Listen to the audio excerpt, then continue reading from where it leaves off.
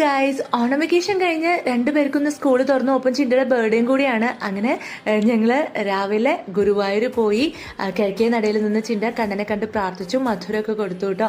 പിന്നെ വളയൊക്കെ വാങ്ങിക്കാനുണ്ടായിരുന്നു മാച്ചിങ് ആയിട്ട് ആൾക്ക്. ഞങ്ങൾ 9:30-ക്കാണ് കേട്ടോ വീട്ടിൽ നിന്ന് പോയത്. അപ്പോൾ ചിന്തയ്ക്ക് ഇങ്ങനെ ടൈമായി എന്ന് പറഞ്ഞുകൊണ്ടിരിക്കുന്നുണ്ടായിരുന്നു. അതുകൊണ്ട് തന്നെ ഫോട്ടോസും റീൽസും ഒന്നും എടുക്കാൻ അധികം സമ്മതിച്ചില്ല. പോയി കേക്ക് മുറിക്കാനുള്ള എക്സൈറ്റ്മെന്റ് ആണ്. അപ്പോൾ ആളിനെ കൊണ്ട് വിട്ടിട്ട് ഞാൻ കേക്കും ഒക്കെ വാങ്ങിച്ച് വീണ്ടും സ്കൂളിൽ കൊണ്ട് കൊടുത്തു. ചിന്തനെ വിളിക്കുന്നതിന് മുന്നായിട്ട് ഗുരുവായൂർ പോയി പാൽപ്പായസമൊക്കെ കഴിപ്പിച്ചു.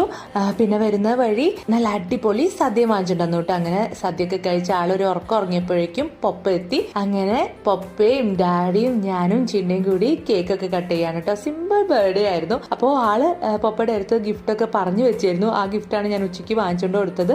അത് പൊപ്പ കൊടുത്തപ്പോൾ ആൾക്ക് ഭയങ്കര സന്തോഷമായിട്ടോ. അങ്ങനെ ഞങ്ങളുടെ കൊച്ചു കൊച്ചു സന്തോഷങ്ങളാണ് ഷെയർ ചെയ്തത്. ഇഷ്ടമായ ഒന്ന് സപ്പോർട്ട് ചെയ്യണേ. ബൈ.